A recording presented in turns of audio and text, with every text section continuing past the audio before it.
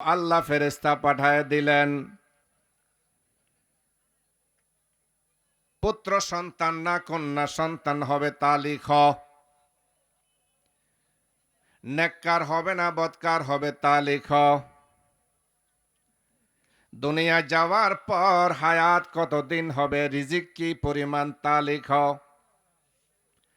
আমাকে জবাব দেন, আমরা যখন মায়ের পেটে ছিলাম ফেরেশতার মাধ্যমে আল্লাহ সেগুলো লেখাইছেন কিনা? পুত্র সন্তান না কন্যা সন্তান, নেককার না বদকার, সৌভাগ্যশালী না দুর্ভাগা, জান্নাতি না জাহান্নামী, দুনিয়ার হায়াত কতদিন হবে, রিজিক কি পরিমাণ হবে, এই সবগুলো নির্ধারণ করে আল্লাহ পাক দুনিয়াতে আমাদেরকে পাঠাইছেন, ঠিক কিনা? আরে জোরে কান। হযরত ইব্রাহিম বিন আদহাম রাহমাতুল্লাহ আলাই, আজকে তো বক্তার অভাব নাই, শ্রোতা যেই পরিমাণ এর চেয়ে বেশি পরিমাণ হইল বক্তার। লেখা নাই, পড়া নাই, কোরআন নাই, হাদিস নাই, আমল নাই, ইলম নাই, কিচ্ছুই নাই, হয়ে গেছে বক্তা। মাইকের সামনে আসতে পারলে নিজেকে বিজয়ী মনে করে। ইব্রাহিম বিন আদহাম রাহমাতুল্লাহ আলাইহির কাছে মানুষ গেল, যাওয়ার পর অনুরোধ করলো, হুজুর আপনার কাছে আসলাম, একটু ওয়াজ করেন, আমাদেরকে নসিহত করেন। ভাইরা আমার, হযরত ইব্রাহিম বিন আদহাম রহমতুল্লাহ আলাইহি জবাব দিলেন, আমার বিরুদ্ধে অনেকগুলো মামলা আছে, আমার এই মামলার জবাব যদি দিতে পারো তাহলে আমি তোমাদেরকে ওয়াজ করব, নসিহত করব। আমার বিরুদ্ধে কি আছে? মামলা আছে। জবাব দেন, ইব্রাহিম বিন আদহামের বিরুদ্ধে যে মামলা আছে আমাদের বিরুদ্ধে আছে কি নাই? কথাই বুঝে না। তিনি জবাব দিলেন, আমার এই 4 মামলার সমাধান যদি দিতে পারো তাহলে ওয়াজ করব, না হলে আমি পেরেশান, আমি অস্থির আছি। 1 নম্বর মামলা, মায়ের পেটে যখন ছিলাম আল্লাহ ফেরেশতার মাধ্যমে লিখেছিলেন আমি নেককার হব না বদকার হব। তোমরা যদি বলতে পারো আমাকে জানায়া দাও, দুনিয়ায় যখন আসলাম আমি নেক মানুষ হিসেবে আসছি না বদ মানুষ হিসেবে আসছি? কি কন?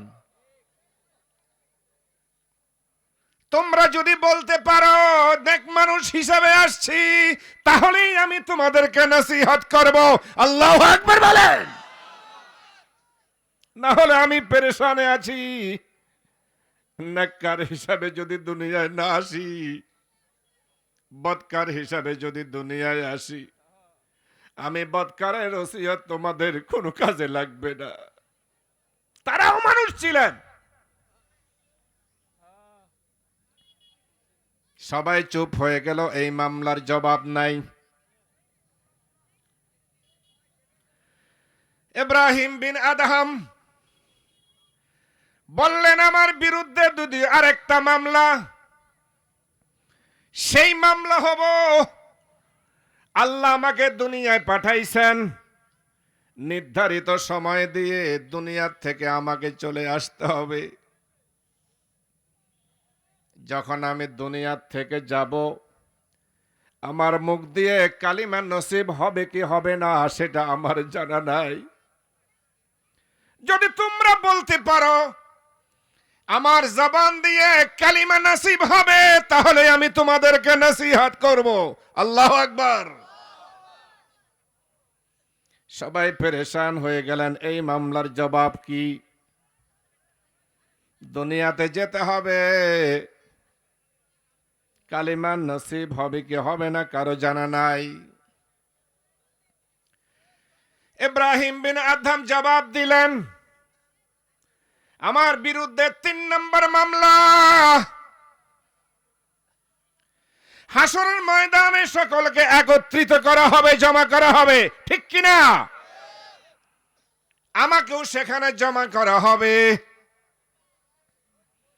হাসরের ময়দানে দুইটা দল থাকবে, হাজার হাজার দল থাকবে না।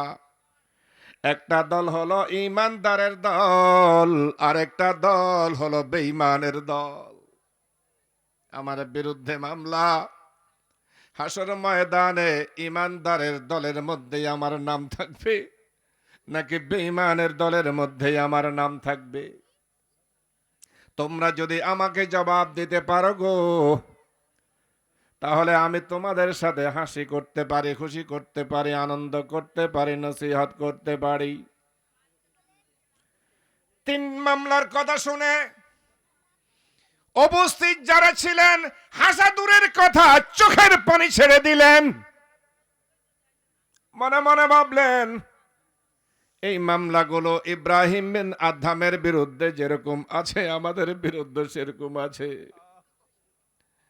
ভাইরা একটু চিন্তা করেন, দুনিয়াতে আল্লাহ পাঠাইলেন কেন, করলাম কি, কিভাবে যাব, ঠিক কিনা? মামলা আছে কি নাই সেটাও জানা নাই, মরতে হবে কি হবে না সেটাও জানা নাই। ইব্রাহিম বিন আদহাম বললেন, আরেকটা মামলা রয়ে গেছে, বলি। হাসরের ময়দানে আল্লাহ পাক বান্দার আমলনামা দিবেন। কারো আমলনামা ডান হাতে, কারো আমলনামা বাম হাতে। জবাব দাও, আমি আমলনামা ডান হাতে পাবো নাকি বাম হাতে পাবো? ভাইরা জবাব দেন। এই 4টা মামলার কথা আমাদের মনে আসেনি, জানাও নাই, খবর নাই, চিন্তাও নাই। চন্দে গুই বাগে মান বসতানে মান, ইনা গবি গোরে গোরস্তানে মান। বারবার বলো, এই বাড়ি আমার, এই গাড়ি আমার, এই সম্পদ আমার। একবারও বলো না এই কবরটা হইল আমার, ঠিক কিনা? এতক্ষণ পর্যন্ত যারা খুশি ছিলেন, ইব্রাহিম আদহামের কাছে আসছেন ওয়াজ শোনার জন্য। ইব্রাহিম বিন আদহামের মামলার কথা শোনার পরে সকলের চোখ দিয়ে বেল বেল করে পানি বেরিয়ে গেল। ভাবলেন, আল্লাহর ওলিরা কি চিন্তা করেন, আমরা কি চিন্তা করি? নাকা হামরা হাতে দুনিয়া, নাকা হামরা হাতে উকবা, अगर খাহাম তরা খাহাম না খাহাম বাগের দিওয়ারা। আমরা বলি শান্তি চাই, টাকা চাই, বাড়ি চাই, ক্ষমতা চাই। আল্লাহর ওলিরা বলেন, আমি জান্নাতও চাই না, জাহান্নামও চাই না গো রব। আমাকে জান্নাত দিয়ে যদি আপনি বেজার হন, সেই জান্নাত দরকার নাই। জাহান্নাম দিয়া যদি আপনি আমার প্রতি খুশি থাকেন, সেই জাহান্নাম চাই। আল্লাহু আকবার বলেন।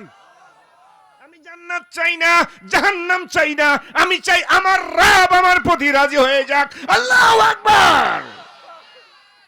জান্নাত দিয়ে যদি আপনি নারাজ থাকেন, সেই জান্নাতের দরকার নাই।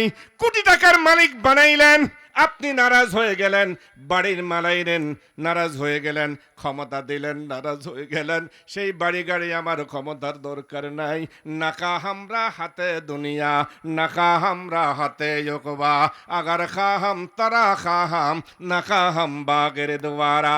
চাই না কিছু, চাই তো চাই আমার রবকে রাজি করতে চাই। রাজি আসেনি মুসলমান? সব বেজার হোক, আমার রব আমার প্রতি রাজি হোক। হাত উঠান।